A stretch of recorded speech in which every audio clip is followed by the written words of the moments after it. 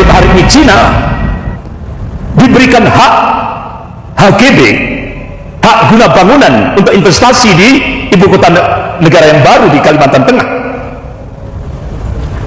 160 tahun. Coba 160 tahun.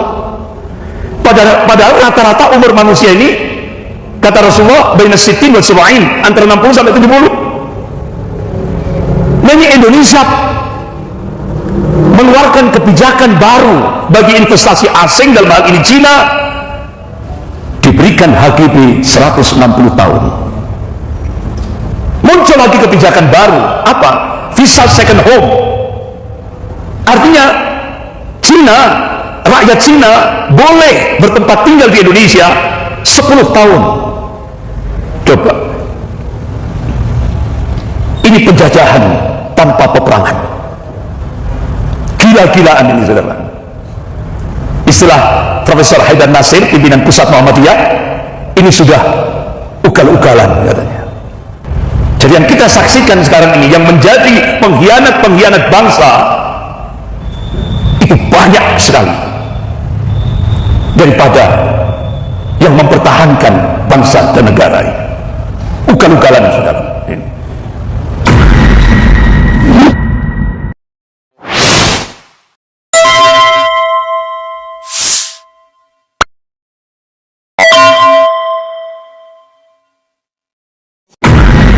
La ilaha illallah wahdahu la syarikalah wa asyhadu anna Muhammadan abduhu wa rasuluh. Ya ayyuhalladzina amanu taqullaha haqqa tuqatih wa la tamutunna illa wa antum muslimun.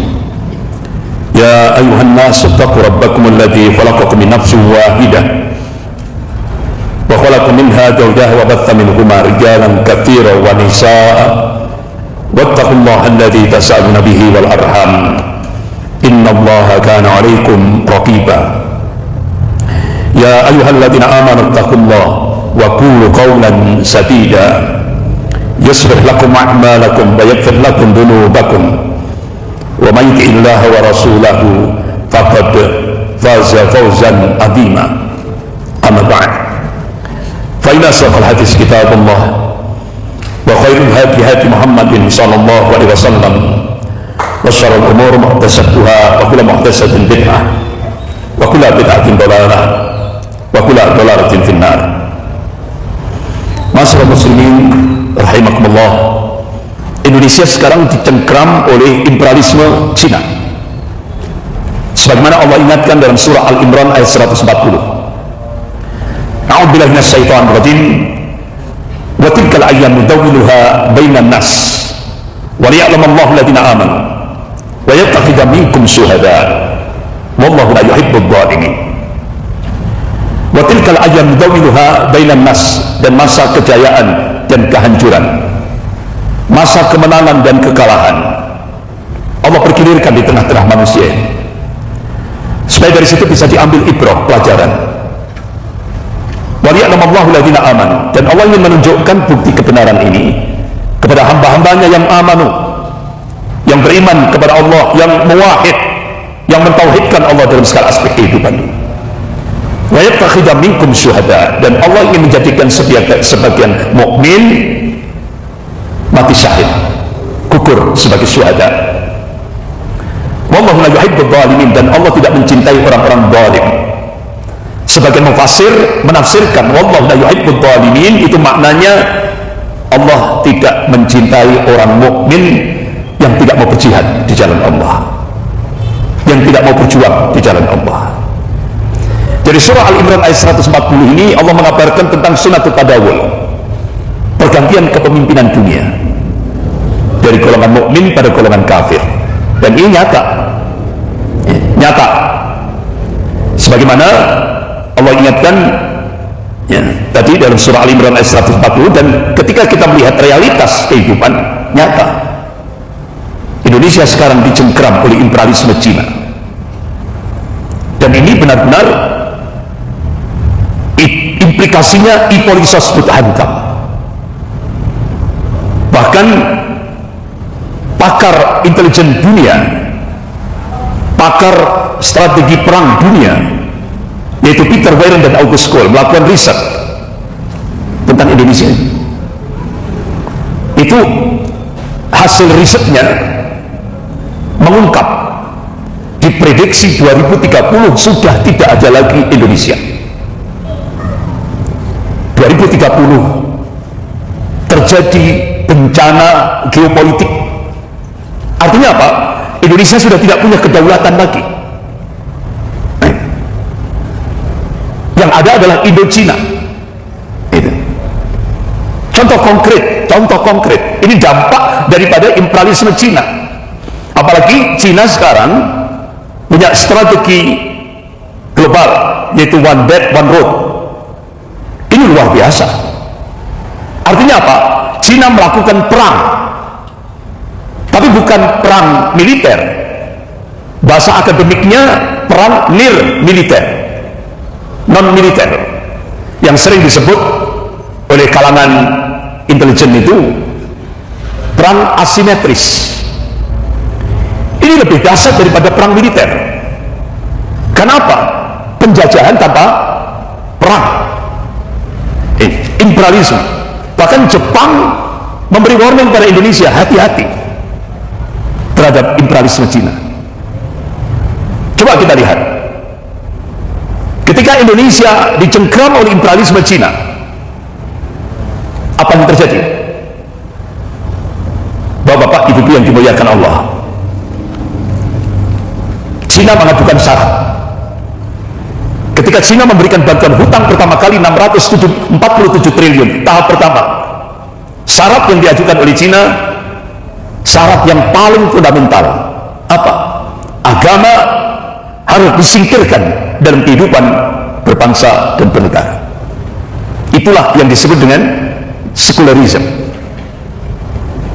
Tidak hanya itu, Wakil Perdana Menteri Cina Liu Yangdong saat pidato di auditorium FISIP Universitas Indonesia, dia mengatakan konsekuensi Indonesia mendapatkan bantuan hutang dari Cina 647 triliun, 10 juta rakyat Cina daratan wajib masuk ke Indonesia. Target 2020 sudah selesai. Makanya kenapa pemerintah menyiapkan 19 bandara, laut, udara dan laut. Ternyata tidak sampai di situ. Coba kita lihat tahap demi tahap. Ini penjajahan tanpa peperangan. Ada kebijakan baru.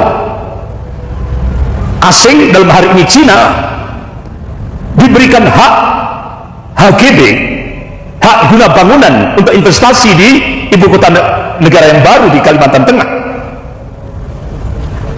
160 tahun. Coba. 160 tahun. Padahal rata-rata umur manusia ini, kata Rasulullah, baina sittin wa sab'in, antara 60 sampai 70. Nah, ini Indonesia mengeluarkan kebijakan baru bagi investasi asing, dalam hal ini Cina, diberikan HGB 160 tahun. Muncul lagi kebijakan baru, apa? Visa second home. Artinya Cina, rakyat Cina boleh bertempat tinggal di Indonesia 10 tahun. Coba, ini penjajahan tanpa peperangan. Gila-gilaan ini, saudara. Istilah Profesor Haidar Nasir, pimpinan pusat Muhammadiyah, ini sudah ugal-ugalan katanya. Ini. Jadi benar-benar kita memprihatinkan. Bahkan dua mantan Panglima TNI, yaitu Bapak Jenderal Purnawirawan Joko Santoso, sudah meninggal beliau, dan Bapak Jenderal Purnawirawan Gatot Nurmantio, ketika merespon hasil riset dua pakar intelijen dunia, dua pakar perang dunia, Peter Warren dan August Cole, kata beliau, tidak menutup kemungkinan lebih cepat daripada 2030. Jadi bencana geopolitik itu akan terjadi lebih cepat dari 2030.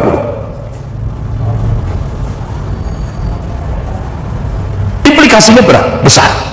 Tapi ini kalau kita kembalikan pada nas-nas syar'i, Rasulullah sudah mengabarkan dalam kitab Sahih Muslim bab Al-Fitan wa Syaratu Sa'ah. Periodisasi yang keempat di mana kita hidup sekarang ini disebutkan oleh Rasulullah bukan Jabriyah. Ini periode yang sangat berat dialami oleh umat Rasulullah, tapi harus kita jalani karena gantungan kita Allah. Kita diyakinkan oleh Allah, wa man nasru illa min indillahil azizil hakim. Kemenangan itu datangnya dari Allah yang maha perkasa lagi maha bijaksana. Wa kana haqqan 'alaina nasrul mu'minin. Kewajiban kami, kata Allah, memenangkan golongan mukmin. Wa makar Allah wallahu khairul makirin. Mereka membuat makar, tapi Allah balas makar mereka, dan Allah sebaik-baik pembuat makar. Inilah keyakinan yang harus menghunjam di dalam kalbu setiap saksiatul Islamiyah, pribadi-pribadi muslim.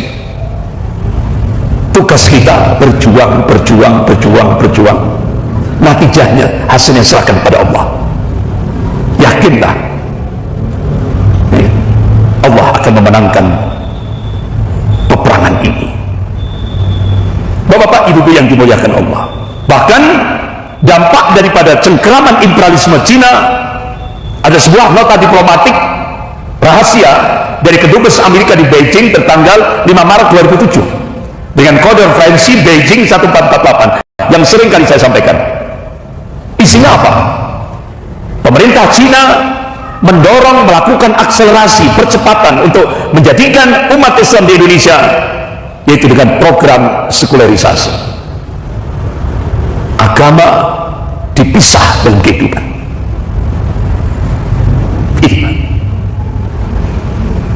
Bapak, ibu-ibu yang dimuliakan Allah, bagaimana implikasinya bagi ormas-ormas Islam di Indonesia dari cengkraman imperialisme Cina ini? Apalagi sekarang dari tingkat global, Cina mencengkeram dalam skop nasional. Oligarki sudah menguasai semua lini kehidupan di Indonesia. Oligarki yang sering disebut dengan 9 naga. Ini bagaimana implikasinya bagi ormas-ormas Islam di Indonesia? Sejarah berulang. Allah ingatkan dalam surah Al-Fat ayat 23 ini, a'udzubillahi minasyaitonir rajim, sunnatullahi allati qad khalat min qabl wa lan tajida sunnati tabdila. Jadi sunnatullah itu berlaku sejak dulu, kata Allah, dan kalian tidak akan pernah menemukan atau melihat perubahan akan sunnatullah. Artinya apa? Allah mengabarkan sejarah akan berulang. Apalagi saat kita sekarang Indonesia dicengkeram oleh imperialisme Cina. Jadi yang kita saksikan sekarang ini, yang menjadi pengkhianat-pengkhianat bangsa itu banyak sekali daripada yang mempertahankan bangsa dan negara ini. Ugal-ugalan, saudara. Bapak, ibu yang dimuliakan Allah, sejarah berulang. Kalau dulu Nasakom, ini ideologi baru yang pertama kali dicetuskan oleh Soekarno tahun 1926 melalui surat kabar Suluh Indonesia Muda. Kemudian tahun 1956 Soekarno mengkritik demokrasi parlementer dan mengajukan demokrasi terpimpin ala komunis, sehingga Nasakom dijadikan motor penggerak daripada sistem politik demokrasi terpimpin. Akhirnya puncaknya pada tahun 1965 berakhir dengan peristiwa G30S PKI. Kiai Haji Tengku Zulkarnain, Allah mayarham, beliau sudah meninggal, wakil sekjen Majelis Ulama Indonesia Pusat. Beliau menegaskan Nasakom itu nasionalisnya PNI, Partai Nasionalis Indonesia, yang dipimpin Soekarno, agamanya Partai NU, kemudian komunisnya PKI. Nah sekarang sejarah berulang, muncul Nasakom jilid 2. Bapak ibu yang dimuliakan Allah, apa itu Islam Nusantara? Kata Profesor Dr. Said Agil Siraj,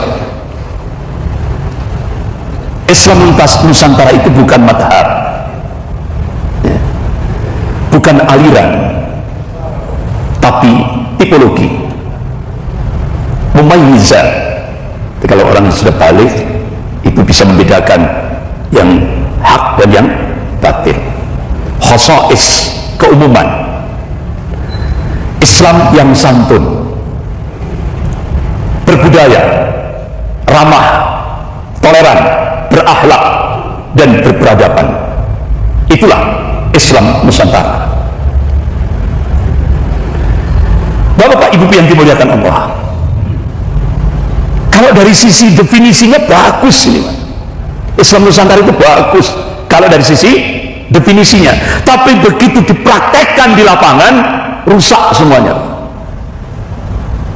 Contoh, beliau memberikan statement Kristen Al-Quran itu sama. Artinya apa? Ini dibuka di buku ini, kata beliau, konsep teologi Islam dengan konsep teologi Kristen sama saja.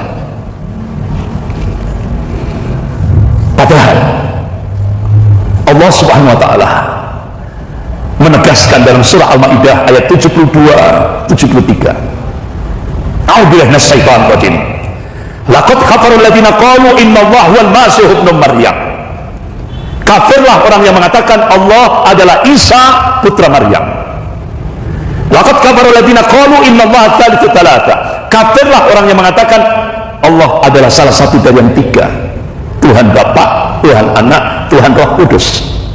Kafir. Ini Allah sendiri. Jadi Allah mengabarkan konsep teologi Islam dengan konsep teologi Kristiani beda, antara bumi dan langit. Tapi menurut Profesor Dr. Kiai Haji Said Abdul Siraj sama. Karena ternyata beliau jadi penasehat PMKRI, Pemuda Kristen Indonesia. Kemudian kita hidupkan lagi tragedi Karbala. Padahal Bapak Ibu yang dimuliakan Allah, tragedi Karbala ini kan senjatanya Syiah. Padahal kita ini di Indonesia mayoritas Ahlus Sunnah wal Jamaah. Berarti ketika mempraktekkan Islam Nusantara ini sudah campur aduk. Kemudian beliau sampaikan selain NU salah semua, yang benar cuma NU saja, selain NU salah semua. Padahal definisi tadi Islam Nusantara santun, ramah, toleran, berarti tidak nyambung. Artinya antara teorinya dengan praktek di lapangan antara bumi dan langit. Kemudian beliau sampaikan semakin panjang jenggot semakin goblok. Padahal Rasulullah mengingatkan, kalau Rasulullah SAW, khaliful Yahud, khaliful Nasara, khaliful Majusi. Berbedalah kalian dengan Yahudi, Kristiani, Majusi. Tapi kata beliau, semakin panjang jenggotnya semakin goblok. Padahal yang mendirikan Nahdlatul Ulama Hadratus Syekh Hasyim Asy'ari juga berjenggot ini. Tapi beliau mengatakan berjenggot mengurangi kecerdasan, geger otaknya. Semakin panjang jenggotnya semakin goblok. Padahal Hadratus Syekh Hasyim Asy'ari Allah mayarham berjenggot, Syekh Abdul Qadir Jailani rahimahullah berjenggot, Sayyid Syekh Maliki berjenggot, Wali Songo berjenggot. Jadi artinya apa yang dia sampaikan, definisi Islam Nusantara ini begitu dipraktekkan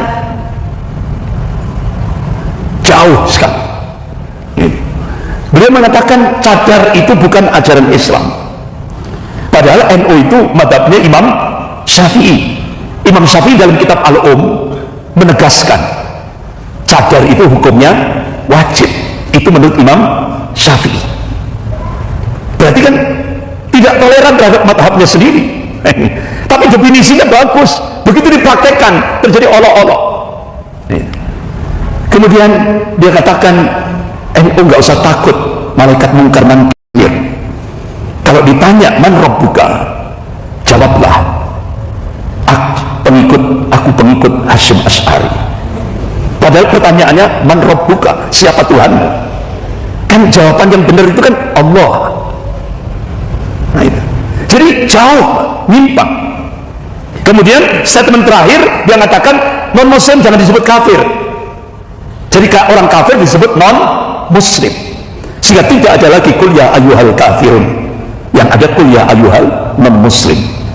Ini bahkan beliau menegaskan sebagai ketua PBNU, beliau mengatakan cikal bakal teroris itu rajin sholat malam, rajin puasa, rajin menghafalkan Quran. Jadi ketika umat Islam ini istiqomah sholat lail, sholat malam, saum, senang menghafal Quran, itu menurut ketua PBNU Profesor Dr. Said Akhil Sirot itu cikal bakal. Jadi antara definisi dan prakteknya jauh berbeda, bahkan sampai muncul di video. Ini videonya menyebar di media sosial. Beliau menyampaikan ada Luhut bin Sarpanjaitan itu NU cabang Kristen. Jadi seperti itu. Inilah implikasi cengkraman Cina, imperialisme Cina bagi ormas Islam.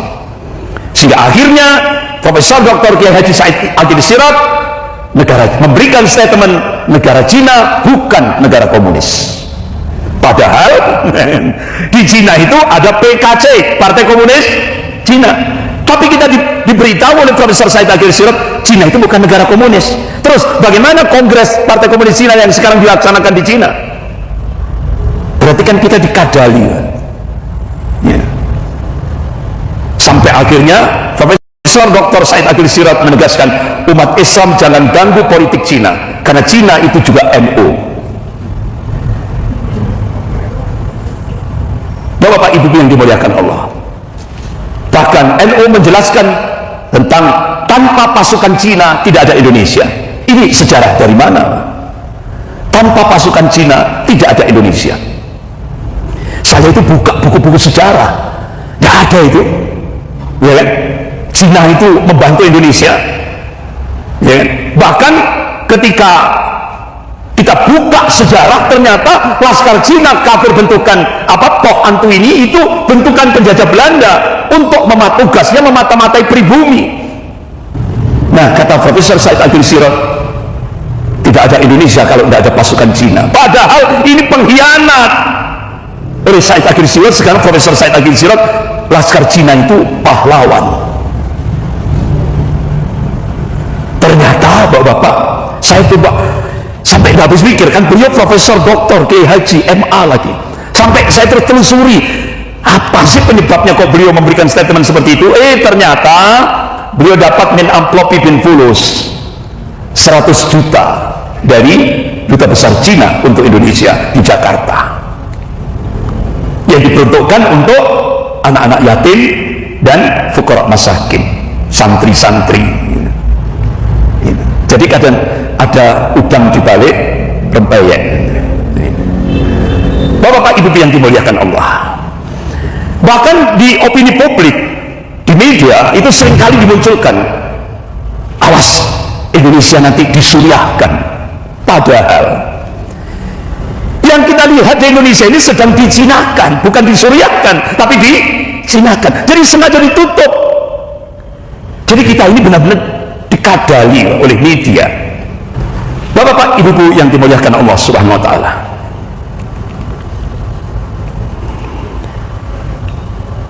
fikih Islam Nusantara itu ada 3 hal yang sangat krusial dalam fikih Islam Nusantara. Yang pertama, dalam fikih Islam Nusantara itu boleh memilih pemimpin kafir dan taat kepada pemimpin kafir. Yang kedua, Islam Nusantara dan fikihnya menerima pluralisme agama, satu keyakinan yang menganggap semua agama sama. Yang ketiga yang sangat krusial, mendukung kearifan budaya lokal. Artinya apa? Budaya syirik harus dibangkitkan kembali. Ini salah satu fikih Islam Nusantara. Padahal kalau kita lihat ayat-ayat Al-Quran, kita dilarang oleh Allah untuk berzina, itu ada kurang lebih 5 ayat. Kita dilarang oleh Allah untuk minum khamr, ada 3 ayat dalam Al-Quran. Kita dilarang oleh Allah untuk makan daging babi, ada 4 ayat yang melarang di dalam Al-Quran Karim. Tapi kita diharamkan memilih pemimpin kafir, itu kurang lebih 19 ayat di dalam Al-Quran Karim. Contoh, surah An-Nisa ayat 144. Allah berfirman, a'udzubillahi minasyaitonir rajim. Ya ayyuhalladzina amanu, hai orang-orang yang beriman, la tattakhidul kafirin awliya min dunil mu'minin aturidu an taj'alu lillahi 'alaikum sultanan mubina. Hai orang-orang yang beriman, janganlah kamu menjadikan orang-orang kafir sebagai pemimpinmu dengan meninggalkan orang-orang mukmin. Inginkah kalian mengadakan satu alasan yang nyata bagi Allah untuk menyiksamu? Sampai seperti itu Allah tegaskan. Artinya apa? Kita diharamkan memilih pemimpin kafir. Tapi Islam Nusantara malah sebaliknya, kita diperintah untuk memilih pemimpin kafir. Karena apa? Waktu itu kasusnya Ahok, karena oligarki 9 naga itu sudah benar-benar mencanangkan Ahok itu harus jadi RI 1, RI 2, kemudian puncaknya 2024 jadi RI 1. Itu strategi oligarki 9 naga.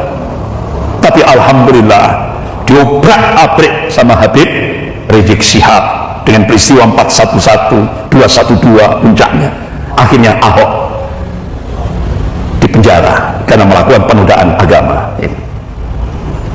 Nah, bapak-bapak, ibu yang dimuliakan Allah, alhamdulillah, ternyata di Indonesia implikasi yang betul-betul mengkhawatirkan bagi ormas-ormas Islam, ternyata dari kalangan tokoh-tokoh ulama, terutama ulama-ulama NU, memberikan satu kritik.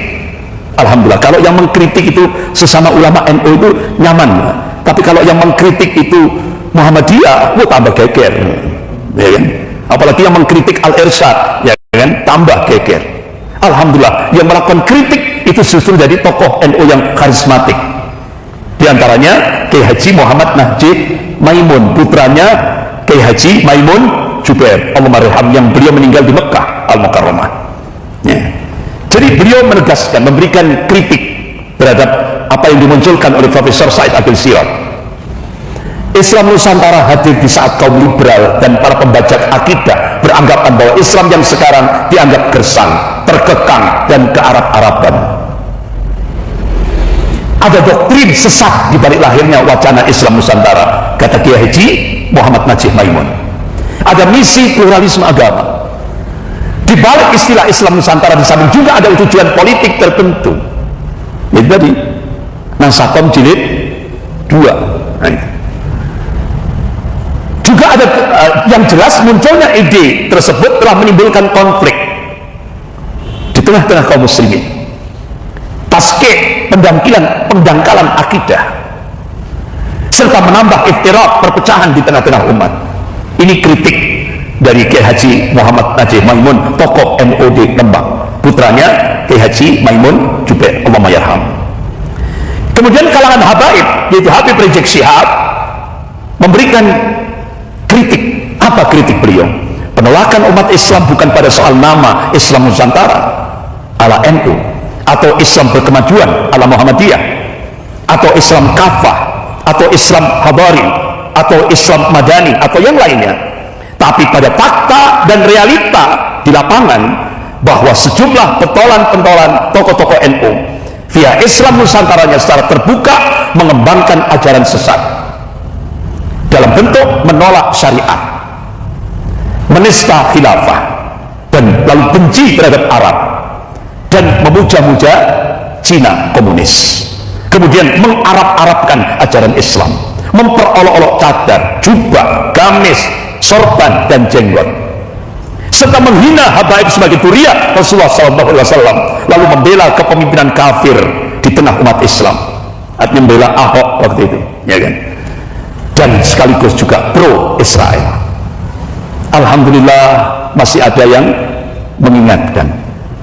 Kalau yang mengingatkan dari kalangan NU, insya Allah mudah-mudahan ada masalah. Tapi kalau dia mengingatkan itu dari Al-Irsyad atau dari Muhammadiyah, tambah geger. Nah itu, alhamdulillah masih ada orang dalam yang mengingatkan. Bahkan Bapak-bapak, ibu yang dimuliakan Allah, ada 3 logika sederhana untuk memahami kesesatan Islam Nusantara ini. Yang pertama, Islam itu sudah sempurna ketika Rasulullah sedang ritual haji, saat Rasulullah di padang Arafah yaumil Jum'ah, sambil menunggu terbenamnya matahari, Rasulullah akan melanjutkan perjalanan ke Musdalifah. Saat menunggu terbenam matahari itu, saat Rasulullah berada di atas kendaraan untanya, turun wahyu yang terakhir lewat malaikat Jibril alaihissalam. Apa wahyu itu? Al-yawma akmaltu lakum dinakum wa atmamtu alaikum nikmati wa raditu lakum Islam Madinah. Pada hari ini telah kusempurnakan agama bagimu, telah kucukupkan nikmatku untukmu, wa raditu lakum Islam Madinah, dan telah kuridai Islam itu sebagai agamamu. Jadi Islam itu sudah sempurna, tidak perlu ditambah dan tidak perlu dikurangi, tidak perlu direvisi, tidak perlu dibuatkan, apalagi dibuatkan versi baru, tidak perlu, sudah sempurna. Nah, itu. Jadi kalau bahasa gaulnya sekarang, Islam itu tinggal copy paste, amalkan, tidak perlu diedit, itu Islam. Ya, copy paste, amalkan, jangan diedit, karena Islam itu sudah sempurna. Nah, itu.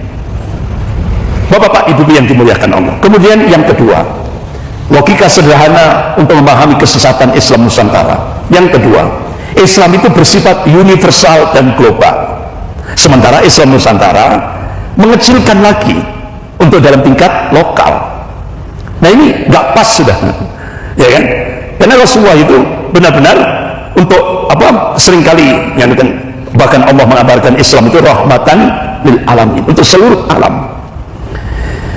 Jadi itu bahasa sederhana untuk memahami kesesatan Islam Nusantara. Kemudian yang ketiga, tadi kan definisi Islam Nusantara itu kan toleran, cinta damai, ya kan, bla bla bla bla bla.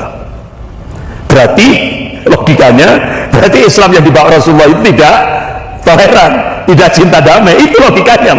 Jadi seperti itu.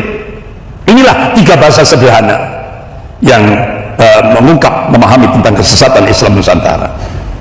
Profesor Dr. Hamid Fahmi Zarkasi, MA. Beliau adalah Direktur Pascasarjana Pondok Pesantren Gontor, Ponorogo. Beliau memberikan tausiah di medsos. Apa? Marilah berpikir cerdas. Umat Islam Indonesia sekarang sedang digiring untuk bersikap toleran terhadap segala macam perbedaan, termasuk agama, ideologi, dan aliran sesat. Jadi kita disuruh untuk toleran. Setelah itu diarahkan agar mau menerima kebenaran agama yang sesat itu tadi, ideologi yang sesat itu tadi, aliran sesat itu tadi, kita dipaksa. Itu kata beliau. Tapi anehnya, kata beliau, di sisi lain umat Islam didorong agar tidak toleran terhadap sesama kaum muslimin. Artinya diadu domba. Ini hasil analisis Direktur Pascasarjana Pondok Pesantren Gontor, Ponorogo, yaitu Profesor Hamid Fahmi Zarkasi. Sekarang ini umat Islam sedang diadu domba.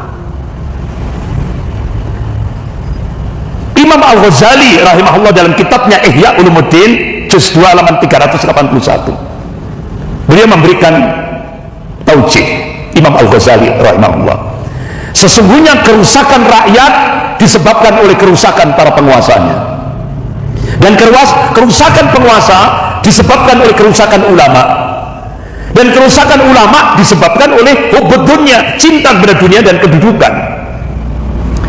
Dan barang siapa dikuasai oleh ambisi duniawi, ia tidak akan mampu mengurus rakyat kecil, apalagi penguasanya. Akhirnya nasihat Imam Al-Ghazali rahimahullah, beliau menegaskan Allah lah tempat meminta segala persoalan, kembalikan kepada Allah. Bahkan Al-Imam Ibnul Qayyim Al-Jauzi rahimahullah, inilah yang dikhawatirkan oleh Rasulullah. Apa? Qala Rasulullah sallallahu alaihi wasallam, "Inna ma akhafu ala ummati a'immatul mudillin." Rawahu Tirmidzi. Rasulullah mengabarkan, yang aku khawatirkan atas umat ini yaitu pemimpin yang menyesatkan umat. Lebih dahsyat daripada Dajjal. Itu yang dikhawatirkan oleh Rasulullah. Oleh karena itu Imam Ibnul Qayyim Al-Jauzi rahimahullah menegaskan ciri ulama su, manusia yang paling jahat di kolom bumi ini, kata Rasulullah, itu cirinya dengan lesannya dia mengajak ke surga, dengan perbuatannya dia ngajak ke neraka.